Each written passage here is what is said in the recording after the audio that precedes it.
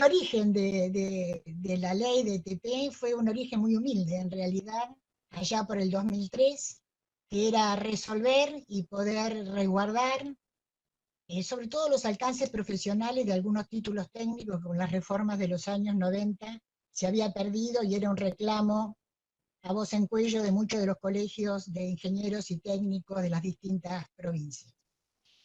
¿Cómo resultó de un intento de ley que resguardara la validez de los títulos técnicos para su matriculación a una ley que terminó teniendo 57 artículos? Solo se explica por varios elementos. Primero, un contexto. Ustedes recuerden que en el 2003 estábamos saliendo de una crisis social, económica, cultural, evidenciada fuertemente en el 2001, pero que presentaba como contraste una voluntad política de volver a tener un modelo de país con mayor justicia social, con mayor crecimiento económico, con mayor innovación productiva. Y en ese contexto, las primeras consultas, que resultaban de 20, de 30 personas, terminaron en grandes encuentros masivos convocados por distintas entidades, gobiernos provinciales, gremios y sindicatos docentes. Bueno, ahí está Sara y Guillermo, que fueron testigos directos de esas convocatorias, algunos eventos que se hacían en cines y en teatros de distintas provincias, en donde éramos miles. Ese fue el gran salto cualitativo entre pensar una humilde ley que resguardara la validez de los títulos, a tener una ley de educación técnico profesional que tiene 57 artículos, pero que también marcó una línea de innovación no solamente para Argentina, sino que fue un norte de diálogo, en particular con Brasil, con un intento similar, que no redundó en ley, pero sí en un decreto que firmó Lula en su momento, era revertir ese momento de agobio, de crisis, de cierre de la producción, de cierre de la distribución, del ingreso a la mayoría de la población, y que en ese contexto se pudo plantear por lo menos 3 rasgos para ese documento base, porque en realidad al principio no era un proyecto de ley, sino un documento base que definiera qué se procuraba, qué se pensaba para esos objetivos que estratégicamente la Argentina se estaba proponiendo a partir del 2003. Creo que el primer elemento interesante es rescatar el valor estratégico de la educación técnico-profesional, que lo anunció tanto el presidente Néstor Kirchner en su momento, como Daniel Filmus como ministro, en una mirada que salía de lo clásico, en el sentido de pensar que la educación técnico-profesional, su privilegio, su vínculo privilegiado es el mundo del trabajo, para pensar ese vínculo en un contexto más amplio, que es cómo incide el conocimiento científico-tecnológico en los procesos de organización, de producción, de calidad de servicios, de calidad de bienes. Y en esa mirada estratégica hay un interesante equilibrio entre lo que es plantear un desarrollo social con mayor justicia y un crecimiento económico que no implicara volver a concentrar lo que de hecho ya teníamos concentrado en algunas regiones, en algunas provincias, en algunas zonas de la Argentina. Entonces creo que el primer elemento que marcó el norte fue esta mirada mucho más comprensiva que solamente la relación educación-mundo del trabajo, para insertarla en un desarrollo y un modelo de país que tuviera mayor justicia social y mayor crecimiento económico con innovación productiva. El segundo rasgo que tuvieron esas discusiones multitudinarias con participación no solamente de gremios y sindicatos de sector, sino también gremios y sindicatos docentes, cámaras empresarias, directivos, profesores, estudiantes, fue la necesidad de que Argentina tenía que dar un paso para dar un carácter sistémico a lo que se llamaba la educación técnico-profesional. La educación técnico-profesional comprende diversidad de instituciones que tienen historias absolutamente distintas. No es lo mismo la historia de las escuelas agrarias o agropecuarias que las escuelas técnicas industriales. No es la misma la historia de los centros de formación profesional y centros de capacitación laboral. No es la misma historia de los institutos superiores técnicos, que son realmente instituciones mucho más jóvenes. Y creo que el segundo rasgo que instaló la ley fue darle un carácter sistémico y de vinculación al interior de un conjunto de instituciones con historias distintas, pero con un mandato común a partir de ese proyecto que se inició en el año 2003. Y creo que la tercera opción que es interesante plantear con respecto a la Ley de Educación Técnico y Profesional es que no es una ley normativa en el sentido de imponer en su articulado qué es lo que hay que hacer. Es claramente una ley programática. Si ustedes la miran en su estructura, que obviamente no la tuvimos al inicio, sino que se fue armando en función de estos procesos colectivos de participación y discusión, es que es una ley programática que está muy orientada a lograr efectividad política de las decisiones. Argentina es un país grande, diverso, heterogéneo, dualizado en muchos sectores de la economía, lo cual significa que el esfuerzo no es solamente de una mirada hacia un mayor crecimiento con mejor distribución, sino también a respetar claramente cuáles son las reglas del juego federal en la Argentina. Y si ustedes miran la estructura de la ley, van a ver que tiene mecanismos de regulación, pero no mecanismos de sanción. No es una ley que tenga penalidades, pero sí esos mecanismos de regulación que operan sobre los títulos y certificados, como es el catálogo, que opera sobre las instituciones, como es el registro, que opera sobre las trayectorias formativas, como son los procesos de homologación, tienden a generar oportunidades, en el sentido de que no hay sanción, pero sí acceso o pérdida de oportunidades para entrar a un proceso de mejora continua de trayectorias, de instituciones, de calidad de certificados y títulos. Si yo tuviera que marcar recuerdos para mí imborrables de esos 10 años de proceso, desde el 2003 hasta el 2012, creo que la experiencia más interesante fue tener un ministro que marcaba la dirección. No es adulación para Daniel Filmus, pero sí es mucho respeto y admiración académica, profesional y personal, pero también tener un presidente que uno de los primeros gestos, previo a que pensáramos una ley de ETP, convocó en Casa de Gobierno a los sectores de la producción, de la economía, gremial, sindical, representantes de movimientos sociales en un diálogo mucho más amplio, un diálogo social mucho más amplio que el clásico modelo tripartito, para pensar que la educación técnica, la cual él valoraba y defendió en su provincia, tenía que tener este papel estratégico que acompañara con el aporte de la innovación tecnológica de la ciencia a aquellos procesos de innovación productiva en sectores estratégicos. El segundo gran gesto que tuvimos de acompañamiento del presidente Néstor Kirchner fue, y lo pueden encontrar ustedes en internet, cuando se presentó la ley, el proyecto de ley que entró al legislativo, el tipo de argumentación y de respaldo, no solamente a un proyecto de ley, sino un proyecto que aunara un proyecto educativo con un modelo de país diferente al que habíamos recibido luego de los años 90. Y si tuviera también que recordar, fue la incisiva insistencia del presidente Néstor Kirchner y de Daniel Filmus para que iniciara su tratamiento parlamentario en diputados, para que hiciera su tránsito al Senado. Tengo que reconocer que en diputados tuvo un largo proceso de más de 10 meses, mientras que el Senado, creo que por incidencia de alguno de los senadores presentes en ese plenario, se promulgó, se sancionó el 7, que hoy festejaríamos este aniversario, y al día siguiente el presidente Néstor Kirchner la promulgó. Eso abrió un espacio de pensar desde un Estado, ustedes pónganse en el lugar de lo que era Argentina, años 2003-2004, donde muchas de las estrategias de enhebrado, de voluntad política, de efectividad política al interior de las 24 provincias, era un Estado débil, producto de las reformas de los años 90, donde se pensaba que el Estado y el papel del Estado era complementario del mercado, y que se necesitaba un Estado, entre comillas, ágil, liviano, que no intermediara ni interviniera en las reglas de juego de las relaciones sociales y de las relaciones económicas. Montar la estrategia de desarrollo, de aplicación de la ley, a pesar de que es una ley programática y muy puntual en sus indicaciones, no fue tarea fácil y fue un largo y laborioso trabajo consensuado al interior de la Comisión Federal, de la cual recuerdo esas agobiantes agendas de 2-3 días de reuniones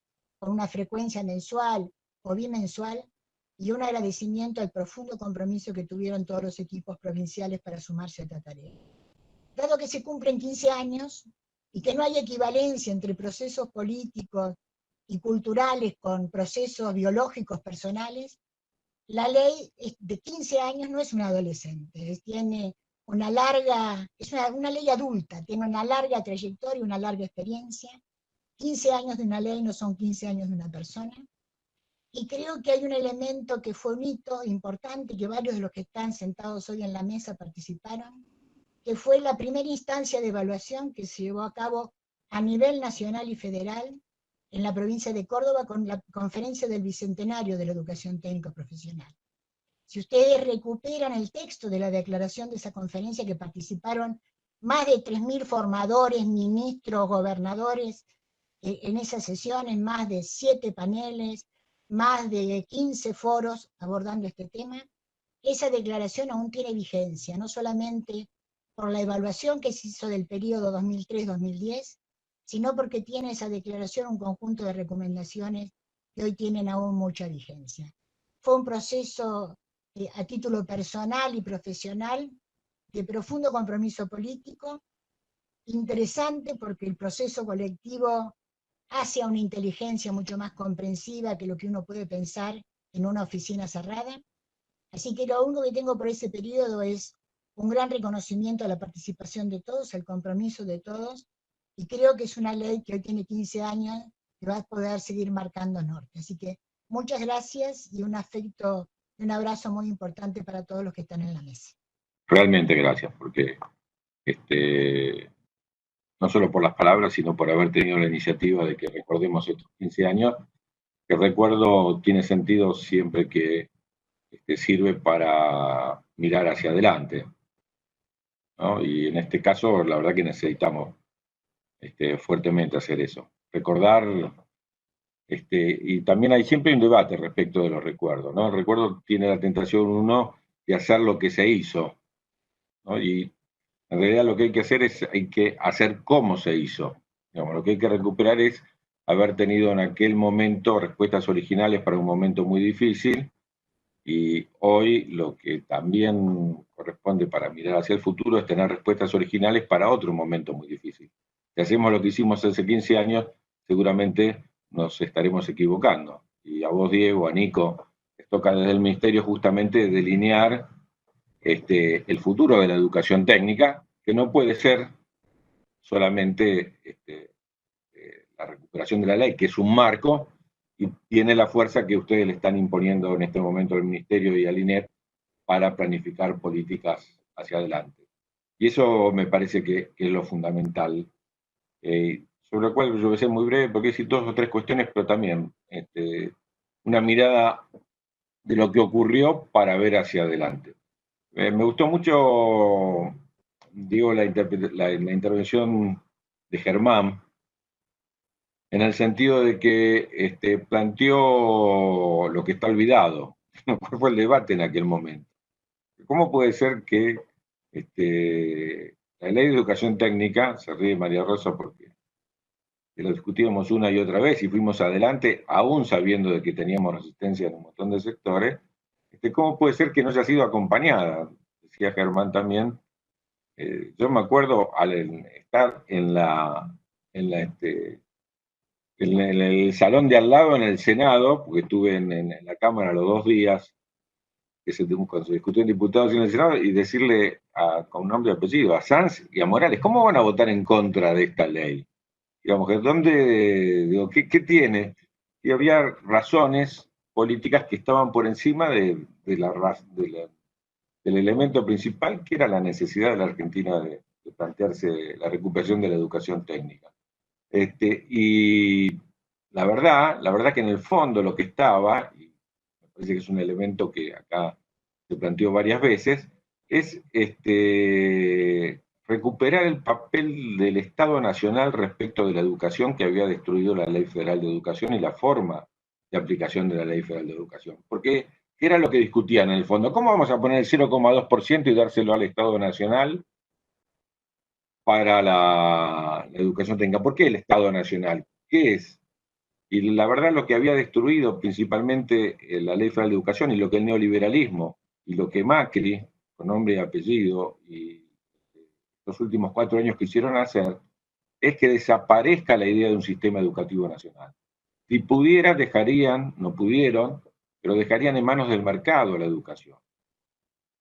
Y nada que es un derecho, como es el derecho a la educación técnica, que está planteado en los primeros artículos, puede quedar en manos del mercado, es el Estado. Y también la idea de un sistema educativo nacional que contemple la articulación, como bien se planteó acá, entre lo federal y lo nacional, entre el papel de las provincias y el papel del Estado nacional, pero que le dé unidad a un sistema educativo, porque eso es lo que construye la nación, y en Argentina desde la 1420 en adelante es el sistema educativo nacional el que construye la nación, en buena medida, tiene este sentido. Y lo que me discutían es, bueno, pero ¿cómo vamos a hacer esto? Una vez que ya tenemos un ministerio sin escuelas. Entonces, ¿para qué? Recuerden ustedes que en esa época hubo un presidente que duró poco tiempo, pero que no nombró ministro de Educación ni ministro de Salud, porque decía, este país no necesita ministro de Educación y Salud porque no hay escuelas nacionales. Entonces, la discusión de fondo era si recuperábamos, y yo creo que hoy también es la discusión de fondo, si recuperamos el liderazgo de un Ministerio de Educación de la Nación que de la mano de todas las provincias. Por eso la ley de Educación Nacional le da tanta fuerza al Consejo Federal de Educación, y por primera vez lo coloca que sus resoluciones son cuando son por consenso, son obligatorias. No podemos tener, como tuvimos, 34 sistemas educativos diferentes, más sistemas educativos que provincia, como fue la aplicación de la Ley Federal de Educación y la EGB 1, EGB 2, EGB 3, polimodal, TTP, etcétera, etcétera, que tuvimos en esa época. Entonces me parece, Diego, me parece, no sé si Nico nos está escuchando, pero que nosotros vamos a retomar ese legado para ir hacia adelante sabiendo de que hay, sin lugar a dudas, del otro lado, quienes piensan que no es importante que es un Ministerio de Educación de la Nación, que lo que hicieron fue, desde la paritaria nacional en adelante, de tratar de desarticular todos los mecanismos que le den capacidad de decisión a la nación. Y un segundo aspecto que a mí me parece muy importante señalar es la vinculación, que uno lo estudia teóricamente, pero después la vinculación estrecha que hay entre la educación y el modelo productivo. Alguna de las que habló anteriormente decía, me imagino que el presidente tuvo la interpelación de los empresarios para la educación técnica. Así fue, yo siempre cuento en broma que yo durante las primeras 2 semanas me vi más con empresarios que con sindicatos docentes. Porque realmente la demanda, y quiero decir, con el primero, uno de los primeros que me convocó para recuperar la educación técnica y la ciencia, fue Pablo Rocca. Si me van a darle bola a la educación técnica, van a darle bola a la ciencia y a la tecnología, y de ahí salió en buena medida la articulación que hicimos por primera vez entre el CONICET y las empresas productivas argentinas, permitiéndole a las empresas fortalecer el salario del CONICET, porque nosotros no podíamos competir con las empresas y necesitamos articulación entre lo público y lo privado. Ese tipo de cuestiones hace, perdón la digresión, pero hace a esta idea y esta necesidad que teníamos nosotros de fortalecer la escuela técnica, porque no era lo mismo los TTP que trayectos técnicos profesionales que la escuela técnica. Y 2 cositas más quiero decir. La primera tiene que ver seguramente con el esfuerzo, el trabajo y la concepción de María Rosa, porque claramente nosotros teníamos la idea de fortalecer la escuela técnica. Yo vengo de la escuela técnica, pero la cuestión era cómo esa ley no iba hacia atrás en la escuela técnica, no íbamos hacia la Convención Nacional de Aprendizaje y Orientación Profesional de Perón de los 40, porque eso había cumplido un papel en ese. ¿Cómo íbamos hacia una escuela técnica hacia adelante? Y yo creo que en este sentido, la capacidad de la articulación, porque seguro hubo consenso entre todos los actores, pero también habría que tener liderazgo, y ese liderazgo el equipo de María Rosa y ella misma lo tuvieron. Entre otras, de convencerme a mí que había que poner el 0,2 cuando yo le dije, eso no va a pasar de ninguna manera, María Rosa. Nos van a decir que no. Me dijo, bueno, pero ¿qué tal si intentamos? Intentemos, pero teníamos un presidente como Néstor Kirchner que no le dejaba al ministro de Economía decidir para qué iban los recursos y aquello que nos veníamos ahorrando de la deuda externa pasaba automáticamente a educación, porque alguien se puede preguntar cómo pasamos del 3 al 6% del PBI. Y bueno, la única forma de pasar del 3 al 6% del PBI no era sacarle a vivienda, a desarrollo social o a salud, sino sacárselo al pago de los servicios de la deuda. Ese fue el milagro y el excepcional aporte del cambio de la educación que tuvo la Argentina durante esos años y que hay que repensarlo hoy en día también, si no, no vamos a recuperar el 6% que merece. Pero yo quiero decir dos cuestiones que me parecen importantes. Una respecto de la original articulación entre lo federal y lo nacional, en el sentido de que lo principal, y esto es para pensar hoy, fue que esos fondos nacionales sean decididos escuela por escuela.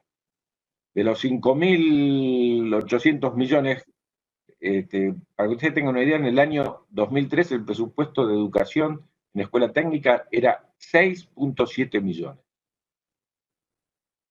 ¿Se dan cuenta? 6 millones de pesos. Entre el 2006 y el 2015 invertimos 5.840 millones de pesos. De 7 a 5.840. Es otra cosa, es otro mundo.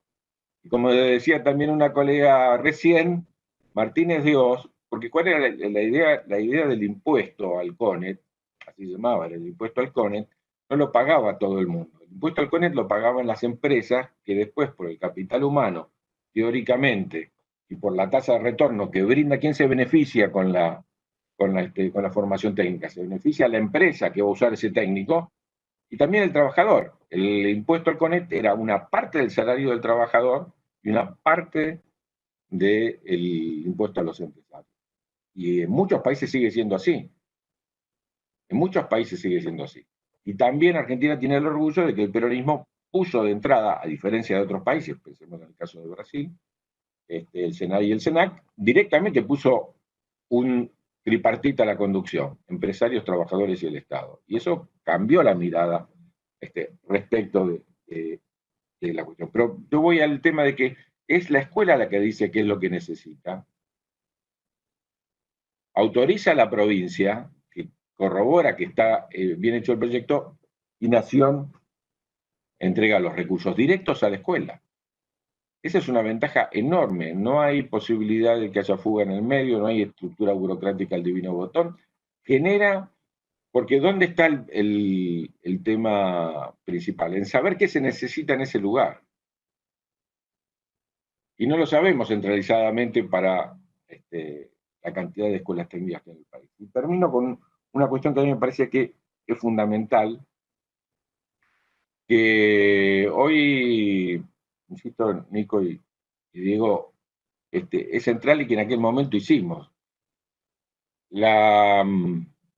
Uno piensa, y en realidad la discusión de los 90 fue en una discusión conceptual, teórica, mal resuelta en la Argentina, entre las competencias generales y la capacitación técnica específica. ¿Sí? ¿Cuánto cambiaba el mundo del trabajo y la eliminación de las escuelas técnicas para la Ley Federal de Educación, la prohibición de las escuelas técnicas, en cierto sentido, si uno lo quiere plantear así, tuvo que ver con una mala interpretación de un debate que tuvimos en la década de los 90, respecto de que el mundo del trabajo cambiaba y ya no hacía falta más la educación por las manos, sino que simplemente con grandes competencias generales, en lo que era el momento del toyotismo y la idea de Reich y Peter Drucker, los grandes economistas que decían el fin del trabajo, lo que hay ahora es solo trabajo intelectual y en última instancia todo lo demás desaparece. Entonces, ¿para qué escuelas técnicas que costaban el doble que las otras escuelas? Porque son de todo el día y necesitaban equipamiento.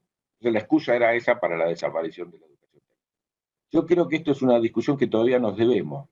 Y en parte esa discusión tiene que estar respecto de cuáles son, como se hizo en aquel momento, los 10 temas que hoy, no en el 2003, los 10 temas que hoy tenemos que mirar nosotros hacia la educación técnica del futuro, pensando en qué temas tiene que concentrar la Argentina su producción, su capacidad de cambiar la matriz productiva y la matriz de las exportaciones. Ese es el eje central para poner de cara a las escuelas técnicas. Participamos en una mesa hace pocos días, donde también estuvimos varios de los que estábamos acá. Lo que yo decía es que nosotros tenemos un mercado de trabajo con el 60% deteriorado, 10% de desocupación, 15% de subocupación y 35% de trabajo precario. Y tenemos solamente el 40% de trabajo en blanco. Y vamos a suponer por un rato que ese trabajo en blanco es un trabajo con mayor calificación, que tiene que ver con las nuevas tendencias productivas. Entonces, hay un papel del Estado Nacional en decir en qué áreas y no en otras yo voy a invertir porque tengo pocos recursos, porque pienso que biotecnología, pienso que software, pienso que nanotecnología, porque pienso que hay 10 áreas, energías renovables, pienso que hay 10 áreas en las cuales yo quiero orientar. Y ahí lo decido desde el Estado Nacional. Digo, recuerda bien, cuando nosotros definimos las prioridades del CONICET a través de la agencia, definimos desde el Estado Nacional, y en aquel momento con la Baña nos sentamos y tomada los tres y dijimos, son estas 10 áreas, no otras, no hay plata para todo. Estas son las 10 áreas, esto lo definimos nosotros. Pero al mismo tiempo hay que dar la formación profesional para los que tienen que trabajar mañana. Entonces, como es la canción de Silvio Rodríguez, con un ojo mirando la piedra que tenemos delante y con el otro mirando hacia adelante, porque si solo resolvemos el tema de FT, lo inmediato, no estamos pensando en el país, no estamos cambiando el modelo productivo. Argentina no tiene ninguna posibilidad de crecimiento, desarrollo autónomo, si no cambia el patrón productivo. Vamos a tener la crisis de los dólares y la restricción externa cíclicamente. No tenemos ninguna alternativa si no cambiamos esa matriz. Eso es lo que nos da autonomía, lo que nos hace un país independiente y lo que nos permite desafiar a las potencias dominantes. Entonces, la educación técnica está en el centro de eso y termino ahí. Un ojo mirando lo que necesita nuestra gente para acceder mañana al mercado de trabajo y otro ojo, y ahí está la nación y la articulación con las provincias, las economías regionales son fundamentales. Argentina no va a salir sin economías regionales, discutiendo cuáles son las prioridades y poniendo entonces una parte de nuestras escuelas técnicas, a veces forzando a las escuelas técnicas, porque si uno reproduce solamente lo que se está haciendo ahí, no me va a pasar como ese director de escuela técnica que me dijo, mira, me mandaron cuando era TTP, me mandaron a averiguar qué pasaba en la zona para formar eso y había una fábrica de cerámica, entonces hicimos ceramista, pasaron 3 años, salen nuestros primeros ceramistas, ya la fábrica cerró. No es, digo, una parte es el mercado, la otra parte es el proyecto de nación que nosotros tenemos hacia adelante. Parece que ese es el gran desafío también de la hora. Recordemos, yo soy tan viejo que hice la escuela técnica, en épocas en que si un estudiante de escuela técnica quería ir a una carrera que no sea ingeniería, tenía que dar equivalencia. Era tal la diferenciación entre la educación por la mano y la educación por la cabeza, que las escuelas técnicas se hicieron para evitar en buena medida, ¿no?, en el CONET, para evitar que los trabajadores accedamos a carreras de jerarquía social. Eso se terminó en la década de los 60, 70, pero esa era la idea, ¿no? Y hay muchos que sueñan con eso. Es una idea que la oligarquía tenía en el 1900. Estoy haciendo un prólogo para un libro de Tedesco que acaba de cumplir 50 años, y él discute la escuela intermedia. Él discute esa cuestión que se quería de que los trabajadores vayan a una educación de segunda y las élites se educaran en las escuelas nacionales. Bueno, esa era la idea de escuela técnica que había durante mucho tiempo en Argentina y es la que tenemos que modificar en un proyecto de país. Bueno, te vuelvo a agradecer, Diego, porque es bueno debatir y discutir estos temas, es bueno recordar, pero el recuerdo solo tiene sentido si nos proyecta hacia, como estás haciendo vos, hacia una discusión sobre el modelo de país y la necesidad de escuela técnica, y me da la oportunidad, una vez más, de felicitar a María Rosa, que llevó la carga, porque se puede hacer una ley, la cuestión es hacer una muy buena ley. La participación que logró María Rosa de todos los actores me parece que ayudó a que esa ley tuviera consenso social, aunque lamentablemente algunos priorizaron la urgencia política de estar en contra del gobierno a la necesidad de una ley tan importante. Gracias por la invitación y el honor de representar a los compañeros y compañeras representantes jurisdiccionales en esta celebración del 15 aniversario de la ley. Venía muy atentamente escuchando todo, pero quería continuar con algunas cosas que decía Analía y que tiene que ver con esto, ¿no? La ley nos generó muchísimo programa de gobierno. Indudablemente el capítulo 7º de la ley y la creación de la Comisión Federal de ETP fue un gran acierto. Hace poco, celebramos la 125 reunión de la Comisión Federal y realmente es un enorme honor poder representar a todos aquellos que participaron de esas comisiones al inicio de la ley y todo lo que había que construir en sesiones muy largas con respecto a la normativa, la política pública, la discusión técnica para luego darle herramientas a los respectivos ministras y ministros de las jurisdicciones para en el Consejo Federal convertirlas en normas. Estamos convencidos que los hábitos generan costumbres, las costumbres generan culturas. Creo que uno de los pilares de sustento de la profundidad de la ley de ETP tiene que ver con el funcionamiento de la Comisión Federal. Y esa Comisión Federal que fue también armando su saber hacer, su discusión, afianzarse, generar política, discutirla federalmente, y creo que es uno de los pilares que ha logrado sostener, primero en esa década ganada hasta el año 2015, en los 10 años de la ley, construir por el indicador que queramos ver una enorme expansión del sistema y de cualificación del sistema, y también en las épocas difíciles de los últimos años de gestión, soportar y sostener aquellos embates que no son nuevos en nuestra historia política y sobre todo de la educación técnico-profesional, han permitido, si bien lo han debilitado, pero la Comisión Federal creo que ha sido uno de los soportes para esas luchas en los recortes de planes de estudio que se quisieron tomar, en la desregulación del sistema educativo, etcétera, cuestiones que hemos visto repetidamente en la historia argentina. Y por suerte hoy estamos en otra situación, muy comprometidos con el trabajo, un trabajo realmente federal. Hablamos siempre de la construcción federal, sobre todo en políticas de educación. Creo que la Comisión Federal es un órgano que siempre ha representado desde su inicio este carácter federal, el carácter de discusión amplia, de entender las lógicas y las realidades de cada una de nuestras provincias, de poder acordar políticas federales con el anclaje necesario.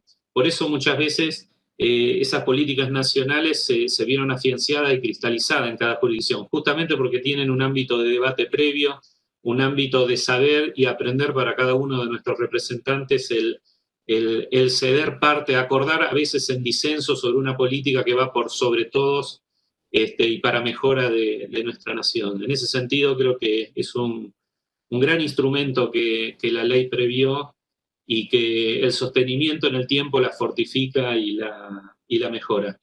¿Qué desafíos enfrenta esa comisión hoy en día? Bueno, son los desafíos que tenemos como sociedad, una sociedad que hoy se encuentra con un 50% de sus habitantes por debajo de la línea de pobreza, con una franja etaria de los 18 a los 24 que duplica los niveles de desempleo y de precariedad, una sociedad que en estos últimos años ha diversificado, segmentado, ha hecho muy heterogéneo y complejo y desigual e injusto el mundo del trabajo, y la educación técnico-profesional es un actor más de la transformación que como sociedad nos debemos. El 45% de la población económicamente activa no ha concluido el nivel secundario, ese nivel obligatorio que tenemos a partir de la Ley Nacional de Educación del año 2006, y la verdad que es un enorme desafío, sobre todo para la educación técnico-profesional, traer a esos trabajadores, cualificarlos y acercarlos a la terminalidad de nivel. Creo que debemos ampliar la base social de la educación técnico-profesional. Nos debemos una profunda discusión sobre poder dar respuestas a procesos de productos e insumos que cada vez necesitan que son más intensivos en ciencia y tecnología y requieren una fuerza laboral con distintos niveles de calificación y cualificación y capacidades profesionales, de aprendizaje continuo. Debemos dar una discusión muy profunda acerca de cuál es la incorporación de tecnología que necesitamos, qué tipo de tecnología es conveniente para nuestro desarrollo nacional y de cada una de nuestras jurisdicciones. Esta es una discusión muy profunda que hay que dar a nivel federal y con la ejecución del fondo, obviamente. Y necesitamos posicionar a la educación técnico-profesional en términos de desarrollo humano y social y de crecimiento económico, porque tiene una enorme incidencia sobre la creación de empleo, la productividad y la actividad económica y la competitividad territorial. Creo que en este sentido es una agenda de trabajo que necesitamos. Estamos convencidos que vamos a recuperar el Fondo de Educación Técnico-Profesional, tal cual lo dijo el ministro de Nación y celebramos.